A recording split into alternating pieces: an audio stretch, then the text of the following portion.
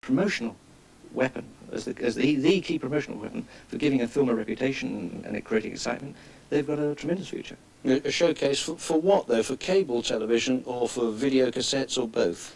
I think both. My own view is, and it's not cataclysmic, I just think it's a question of change, is that Britain suffered during the last decade from a whole series of unfulfilled expectations. We were brought up to believe a whole lot of things were going to happen, and the country doesn't have the economic power to deliver those expectations. And nowhere is it truer than in television. We have grown up to expect a very, very high level of television, but that's propped up at the moment by one channel which relies on advertising, and having been in advertising, I know that is a notoriously capricious industry to rely on.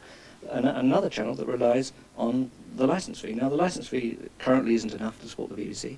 I don't see any government having the will to get it to a high enough level to support a well-run BBC. So I think that television in general during the next decade is going to have to look for another area of funding for feature films, for sport and everything else. My own belief, this will in the end come down to... So we're not going to call America on that? I'm not going to call America. Into an acceptance of television as a piece of technology being looked at in the same way that the telephone is. Yeah. Everyone understands you pick up the telephone and make a call, it starts to cost you money. As soon as you get through the other end, it starts to cost you money. If you call long distance, it costs you more money. If you stay on the phone for a long time, that costs you more money again. So no one has any problems at all about relating the cost of a telephone call to a bill that's going to come in 3 months later. We have to start getting that sort of thinking addressed to our use of television. Doesn't mean that you don't make special provisions for old age pensioners, doesn't mean you don't make special provisions for education and news and current affairs, but the normal entertainment program, the normal feature film, the normal sports program will have to, in my opinion, sooner or later, become a pay-as-you-watch item. Well, the whole thing, I mean, pay TV all across the board? I think so, absolutely. But you get people complaining about the cost of the licence now. What are they going to do if they know, as you say, every time they turn on TV set, it's like making a phone call, it's going to cost them money. It's going to be hard to educate them to that, surely. Very hard. But the choice is very simple. Either the government's going to have to accept the fact that for the next 100 years it will be television will be a subsidised medium. And I could make a strong argument for television being a subsidised medium, but I don't see any government having the will or the cash to create that. Or the government's going to have to take a deep breath, get people to accept the fact that a home with 3 or 4 people earning money, or maybe only one home owner earning money, the idea of a bill for £100 a quarter dropping through that letterbox for the use of the television, say a heavy watching audience, a heavy watching household, is not an unreasonable sum of money. But bringing that back to the movies, do you envisage then that the demand for films is going to be greater? Yes.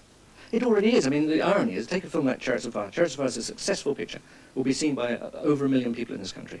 And yet, even with a successful film, a minimum of 10 times that number will see it as and when it eventually plays on television in 3 or 4 years' time. So, I mean, even with a successful picture, the audience has clearly stated its preference. It would prefer to see the film at home. They'll lose out on a terrific soundtrack, they'll lose out on lots of nuance of the picture, but they're making a preference to see it at home. I don't see that there's any point in philosophically arguing with that. The point is to take that argument, accept the fact that screens in the homes will get bigger and probably sound in the homes will get bigger, go along with it, but make sure that people pay a proportion of what they would have paid in the cinema when they see it at home. But then, again, where is the money going to come to make the films that are going to be needed for television? I mean, will the television companies have to then go into film production? Very much so. All the television companies will take on what maybe they always should have been, which is a pure printing role. Their job will merely be to transmit to the public, and all programming possibly will be made externally. You know, in the same way, if you and I wanted to open a magazine tomorrow, we know that we have to go onto a printer, we come to a contract with that printer, we supply him with the copy and everything else. If the magazine's unsuccessful, it's us that takes the loss. The printer doesn't take a loss because we've entered into a contract with him to print X number of copies of the magazine. Television really is essentially the same medium. It's only a printing mechanism. Yeah. Well, aren't we all going to miss the nice intimacy and the togetherness of the cinema? I will. I mean, for sure, but I think that our children won't. I don't think our children have been brought up with that sense. I think it'll be very sad the day that cinema as we know it vanishes. It will never vanish. I mean, in the same way the theatre hasn't vanished. There will be cinemas and there will be maybe art houses. There will be, as I say, first-run houses which will merely be there to promote the films. I don't see it as I don't see it as a vanishing technology, but it does seem to me clear that to take 6 large cans, which people in the audience may not realise, to carry those cans around the country physically is an enormous expense, an enormous operation. To be doing that in the 1990s, when essentially we are a technological society which can transmit those same images electronically, isn't going to make sense. How soon do you see all this happening, the real decline of the cinema? Before 1990 or before the end of the century? I think it's going to... I think it's going to depend a lot on the amount of time it's possible to sustain the present level of broadcast television. I would have thought, and I'm normally wrong on timing, I would have thought it'll be within the next 10 years, but I wouldn't be at all surprised if it didn't take 15 years to, in fact, work itself through. So generally speaking, it's bad news for the cinema, good news for movie makers. I think so, yes. I don't like putting it that way, but I think that's the truth. David, thank you very much indeed. Well,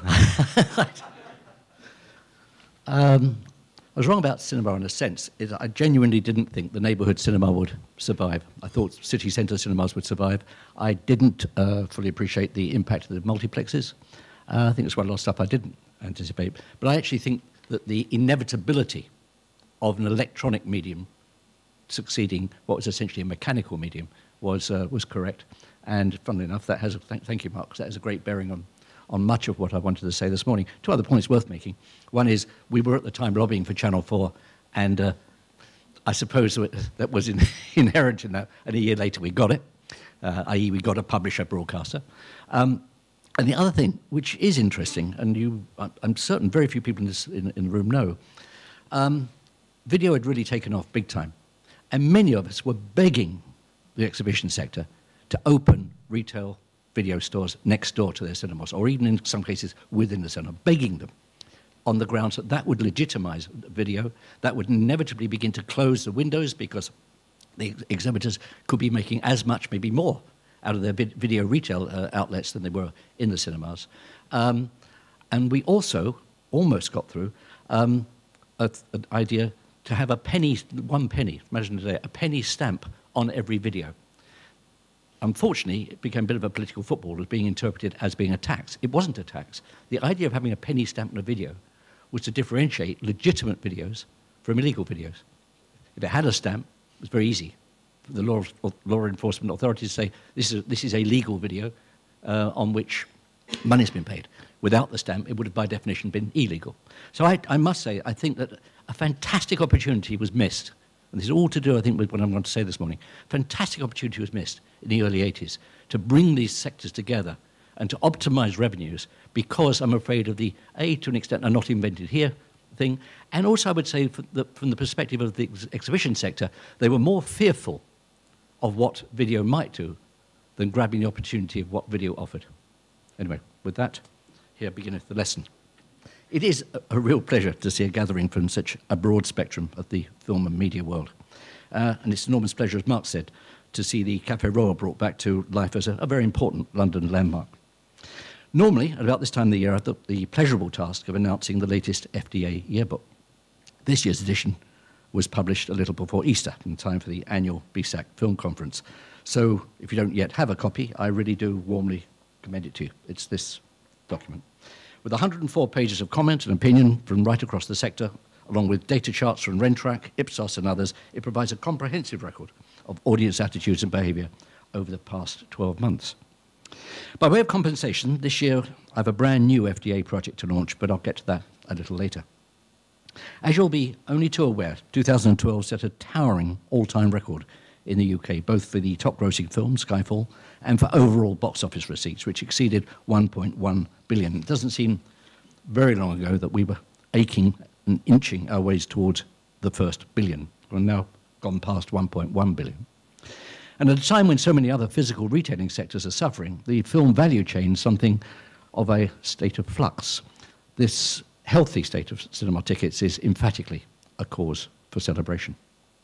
So that's my starting point. It feels appropriate to celebrate at least one 10th birthday. If I were to call it an I birthday, you'd probably know immediately who'd reached double figures, because it was exactly a decade ago that iTunes first entered our lives. Launched in April 2003, the service was an immediate hit, 85 million songs having been sold and downloaded in the US, before a year later, iTunes became available here in the UK. Today, well over 100 countries have an iTunes store of their own, stocked with thousands of books, movies and TV shows, as well as music tracks, both local and international. And whilst I appreciate that Napster, amongst others, could be said to have predated iTunes, I think it's very fair to accept that it was Steve Jobs' creation that established our era of mass digital entertainment. The Internet's developed, of course, into a distribution and retailing juggernaut in its own right. The time for labelling it new media is long gone. It's developing incredibly fast and in ways that are transforming the daily lives of people right across the planet. This morning, in my role as president of FDA, I'd like to consider what has changed over the last 10 years and, more importantly, what has not changed. Because innovation, in all of its forms, can be pretty challenging, and to some it can even feel positively scary. If there's one all too human response to disruption, it's to hesitate, to feel concerned, and even to feel threatened. Yet I'd argue that the best innovations, certainly those that end up embedding themselves, are rooted in ancient truths. In the case of the web, it has to be our deep-seated desire to contact, to connect, and to communicate. The innate urge to mark our presence on this planet, to tell our stories, this instinct has to be as old as the human species itself. And storytelling, at its best, has always been rooted in the process of attempting to define our world, its parameters, and its possibilities. Part and parcel of our need to acquire and transmit knowledge, it helps to make our society both coherent and cohesive. And of all modern media, cinema is where human hopes and fears, desires, emotions are most powerfully and compellingly illustrated. I've never budged from the belief that the film industry's beating heart, a great story well told, remains constant, and what's more, I happen to be convinced it always will. And that's as much true of documentaries as it is of narrative fiction. But even that's not the whole picture. My old and close friend, Alan Parker, an incredibly worthy recipient of the BAFTA Fellowship a couple of months ago, has always argued that films do not exist in a vacuum for their own sake. And given our shared background in advertising, it's hardly surprising. Alan and I strongly agree that films only really come to life when experienced by an audience, preferably a large audience. That's when their commercial and their social relevance begins to take flight. Now, Mintel reports that at least 85% of our audience know in advance the film they want to see before setting off for the cinema. So something about the locomotive that's propelling the industry is working well. And self-evidently, the sustainability of cinema must be based on the ways in which the movies seek out and locate their audiences. The box office stats in the yearbook illuminate the seemingly unquenchable demand for the works of Catherine Bigelow, Ang Lee, Steven Spielberg, Chris Nolan, Sam Mendes, and many, many others.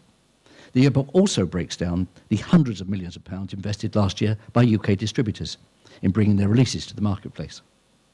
It's abundantly clear that once they are informed and enthused, people are perfectly willing to pay for the content they value. Which is just as well, because film and television companies rely entirely on their revenues from the exploitation of their intellectual property to help fund their next round of projects. Although a fair number of fundamental principles remain consistent in the digital area, other things have been utterly transformed. Over the past few years, cinema has changed out of all recognition, insofar as it is now practically a 100% digital experience.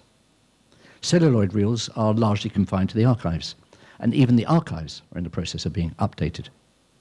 Digital has made film production more versatile, more flexible than ever before. Last year, UK exhibitors were serviced by no fewer than 646 feature film releases. That's an extraordinary total. It's 120 more than just 5 years ago, even though 3/4 of the annual box office was inevitably generated by the top 50 titles. The digital systems, which film distributors are largely funding, also allow exhibitors the flexibility to screen different forms of content, such as plays, operas, ballets, sports, and concerts, suggesting that the time has come for a redefinition of what a modern cinema actually is. After all, the old distribution labels, studio and indie, are to some extent as outmoded as the term new media. Or at least the definitions have to become rather more flexible, and that word, flexibility, is one that you could be hearing quite a bit over the next few minutes. Companies such as Entertainment One, Studio Canal, and Lionsgate are now important multinationals whose releases are more than capable of topping the box office charts in the face of even the fiercest competition. Over the past few years, and in particular the past few months, whilst a great deal of attention has been granted to independent British producers, the truly independent British distributor has become, in my judgment, a precious and rather endangered species. It's also true that over the years the independent sector has often served as the bedrock of talent development for an industry as a whole. But given the relatively modest market share such distributors command, Coming up against the concentrated might of the UK exhibition sector, life must be at times as tough as hell, which helps me underscore how vital it is for every film to have a compellingly clear angle or hook for it to have even a half chance of attracting a wider audience.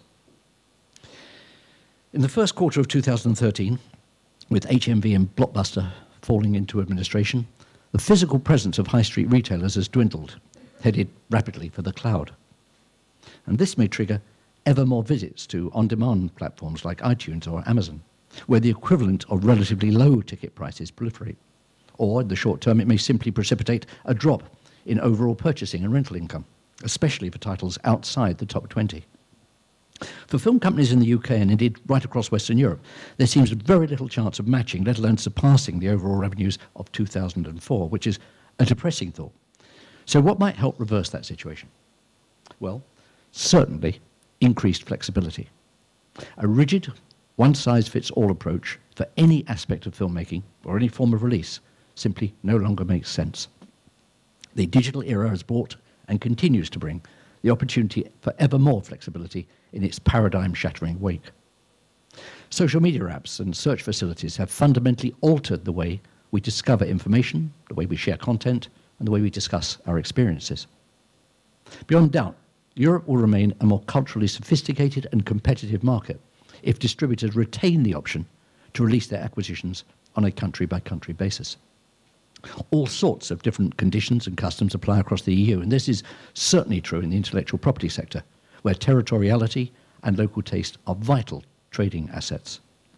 It may well be right for some films to open simultaneously across markets, but others simply scream for a more nuanced approach.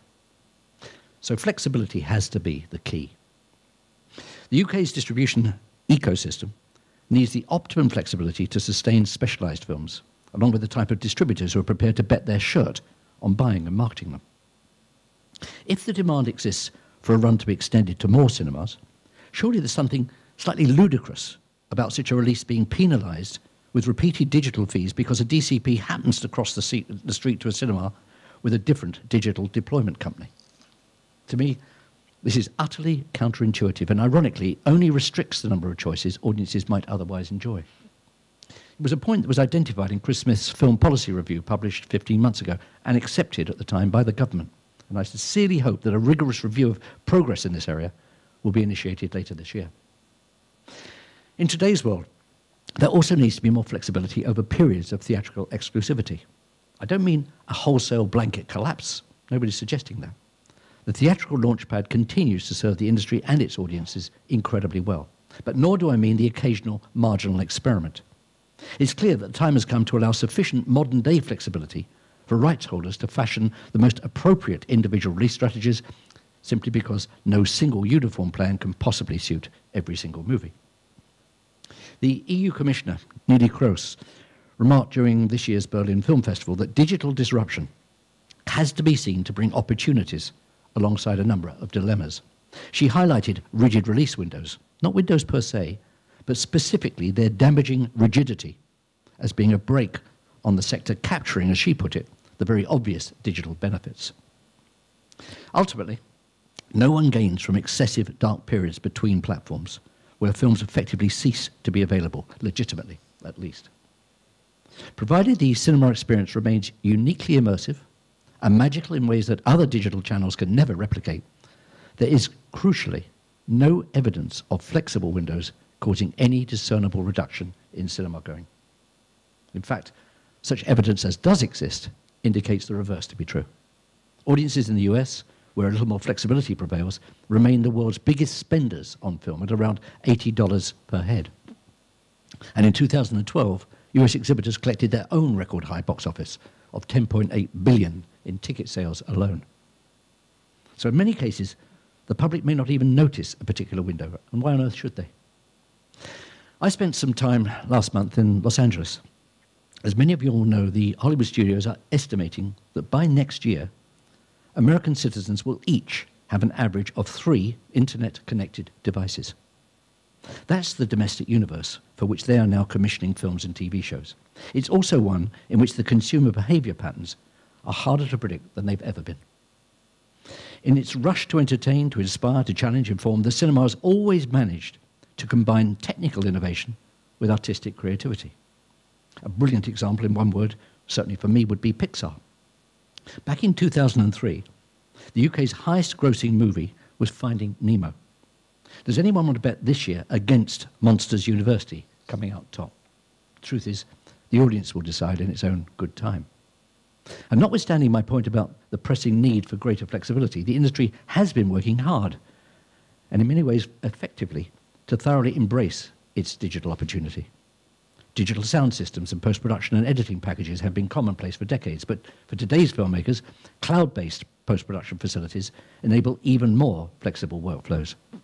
And just consider how many formats distributors now supply to cinemas.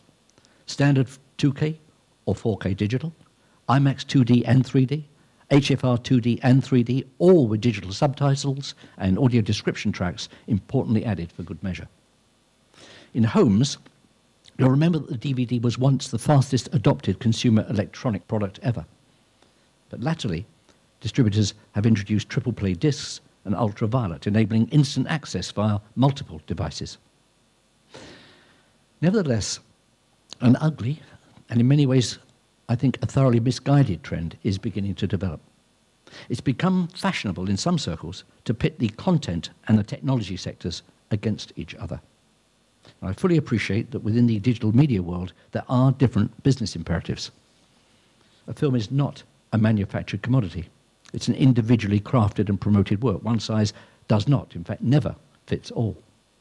By contrast, the tech sector thrives on ubiquity. Files transmitted quickly and widely to mass networks. Obviously, policymakers in Brussels, Washington, across the world are only too aware of this, and in my own role as the digital champion for the Irish government, I'm similarly very, very aware of what's going on.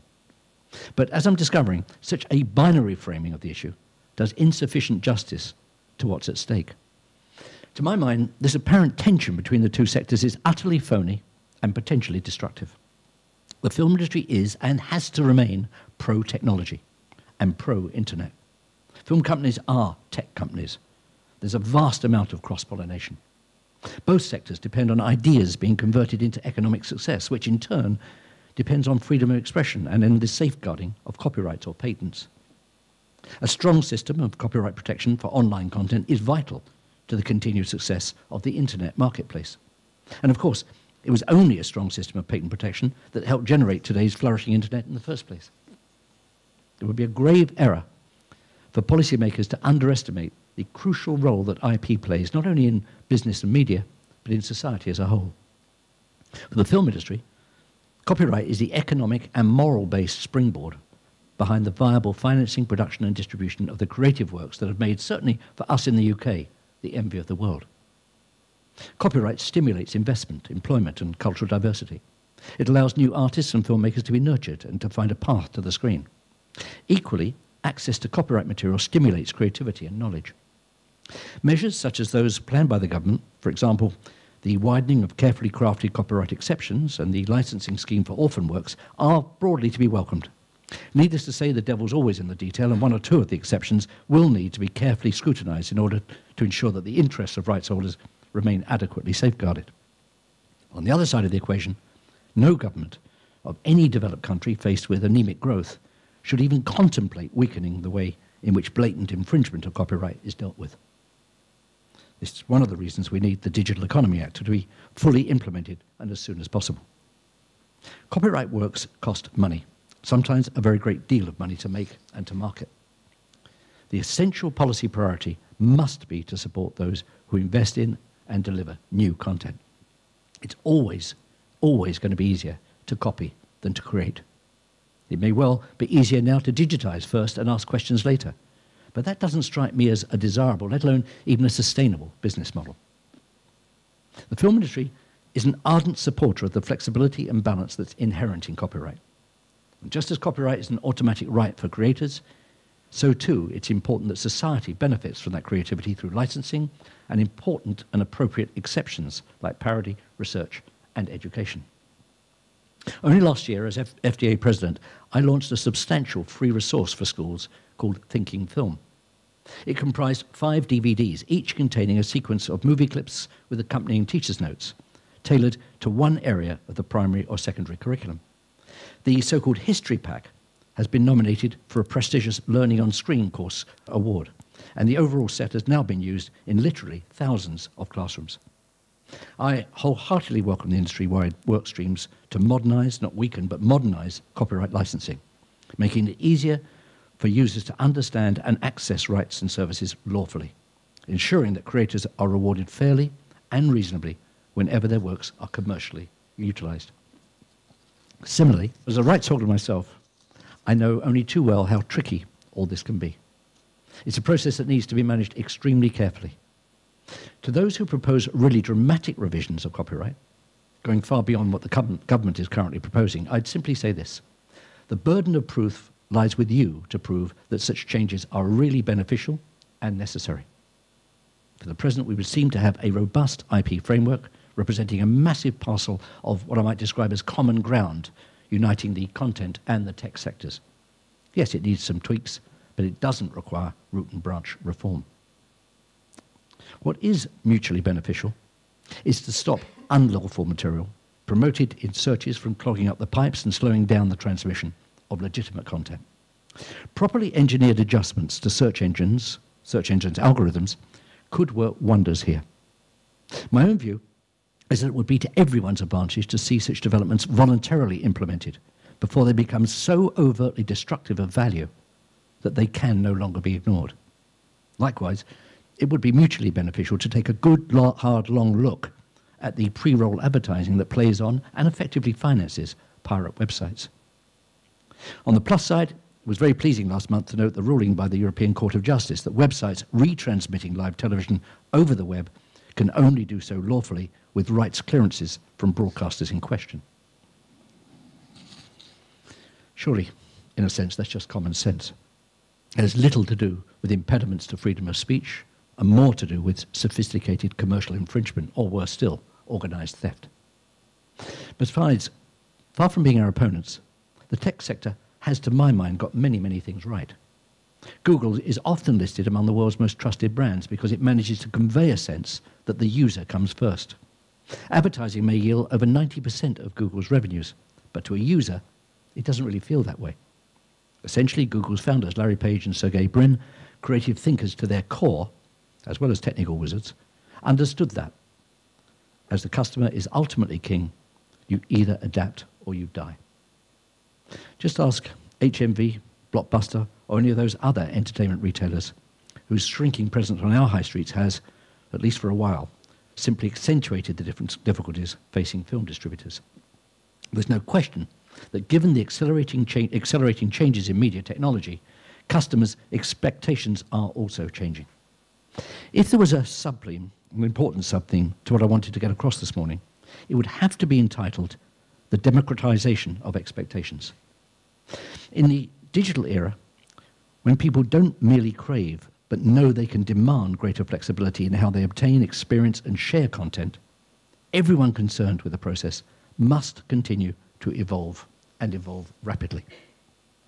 At the cinema, this means once customers have been motivated to visit, everything that follows must be designed to make their entire experience as special as it possibly can be. This requires investment not just in technology, but in people. Profitably managing a footfall of 3.5 million customers every week, as colleagues in UK cinemas collectively do, is not a task for the faint-hearted. Automated systems can take on a great deal, no doubt even more and more of the stresses and strains in the future. But in a sector that defines cutting-edge presentation, service and showmanship, these systems cannot possibly do it all. At last year's CinemaCon in Las Vegas, no less a figure than Martin Scorsese appealed for films to be shown, as he put it, in the best possible light. If cinema screens were not lit sufficiently brightly, he suggested, cinema goers would simply stay away from digital 3D. And here was an appeal from someone who was not just a visionary filmmaker and a 3D evangelist. His last film, Hugo, was shot in stereoscope, but from someone who is also a total realist.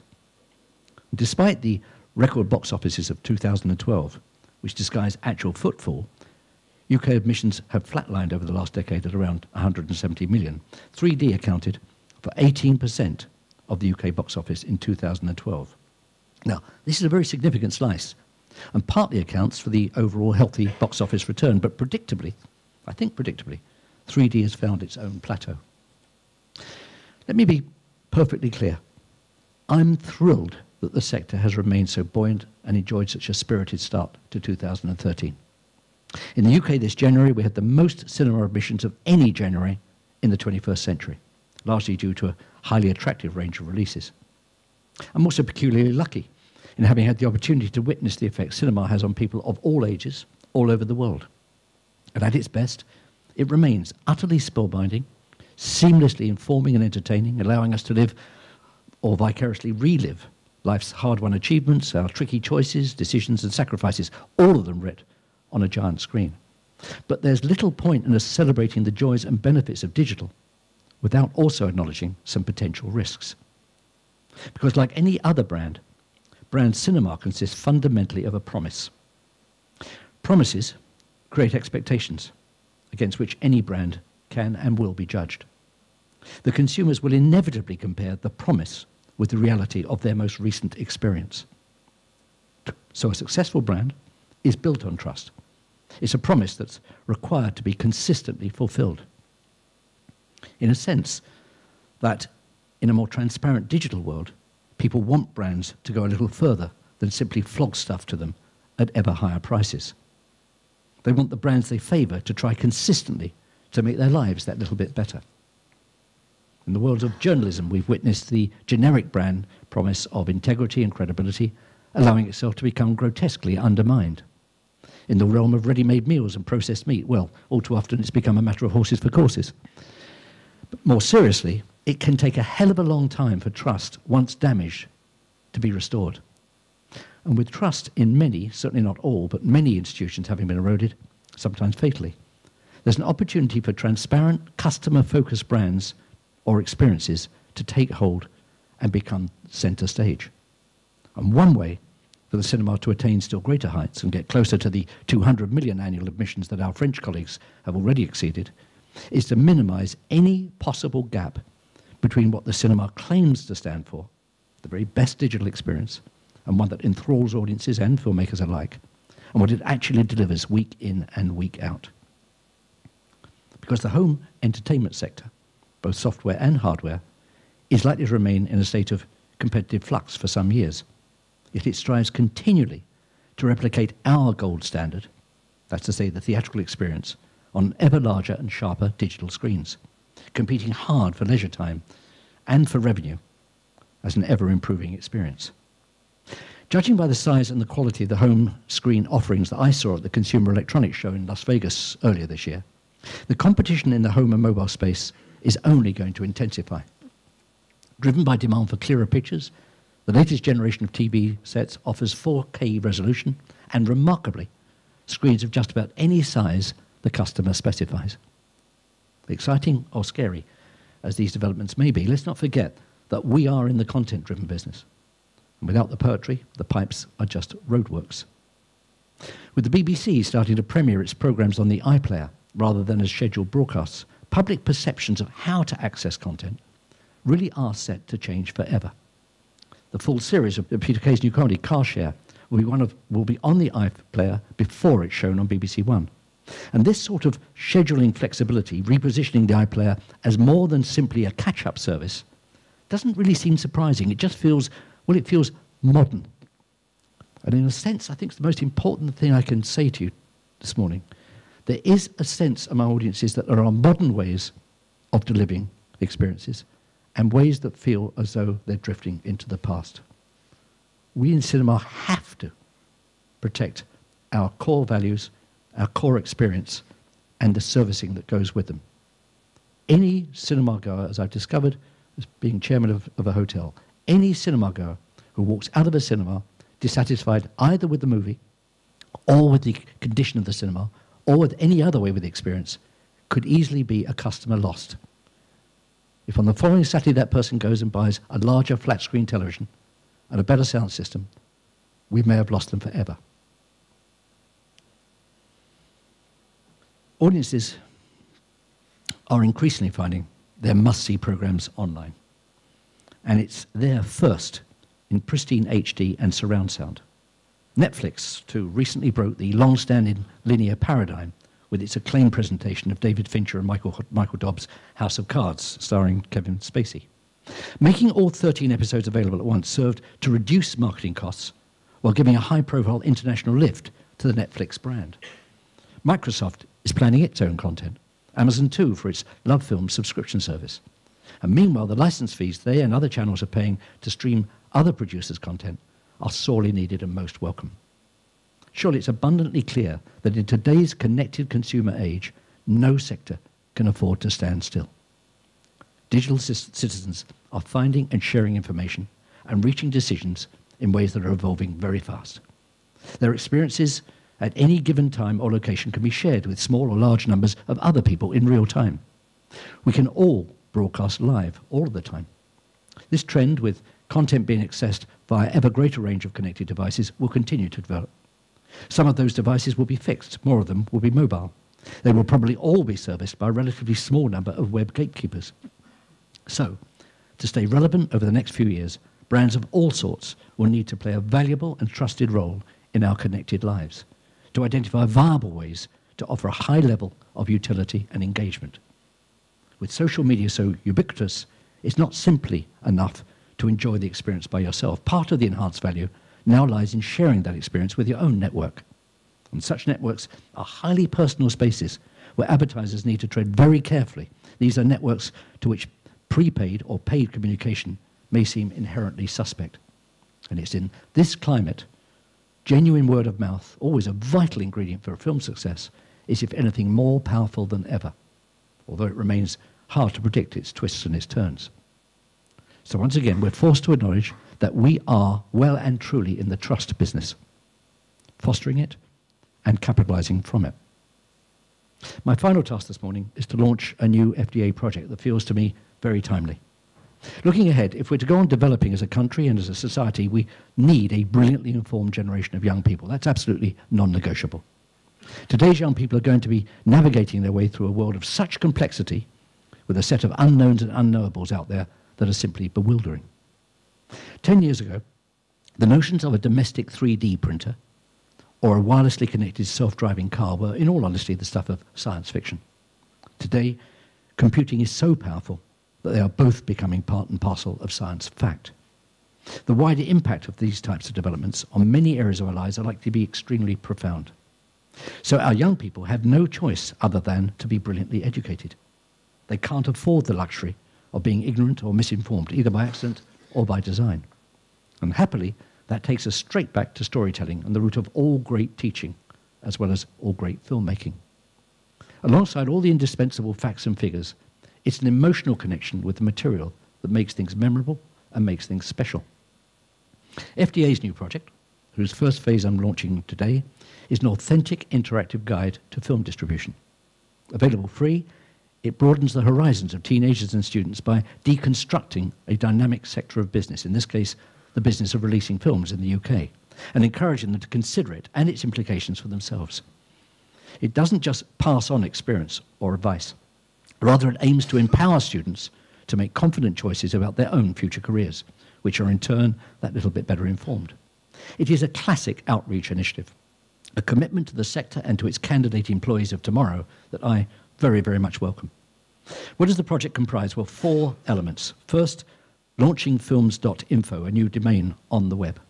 Secondly, well over an hour's worth of new video content comprising meticulously edited panel discussions between film distributors, agencies, and other colleagues.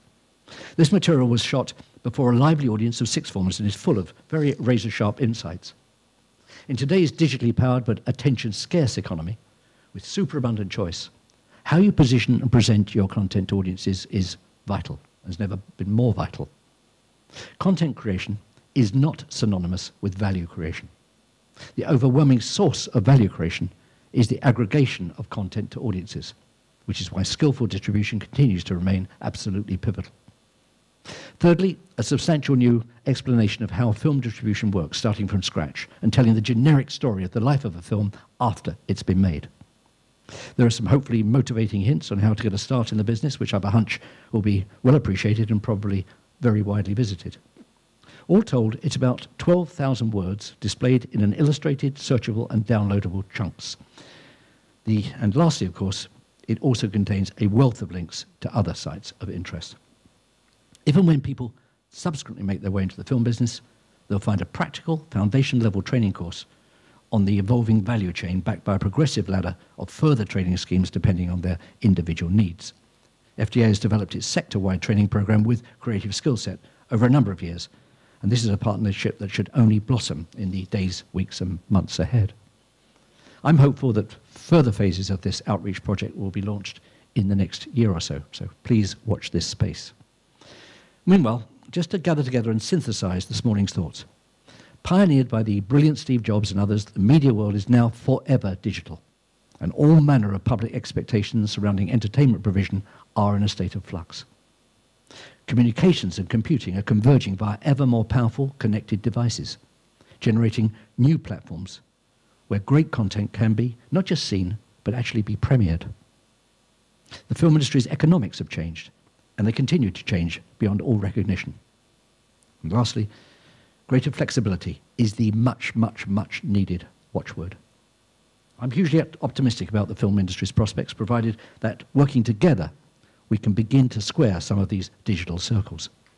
As we saw with Tesco's recent purchase of a restaurant chain, out-of-home leisure retailing destinations can retain or even increase their saliency, especially when demand for the core product is incessant. And I'd argue that movies indeed are the food and drink of entertainment, which seems an entirely appropriate upbeat note on which to wrap up. And please join me if you can for a fresh cup of tea or coffee downstairs. Thank you very much for listening to me.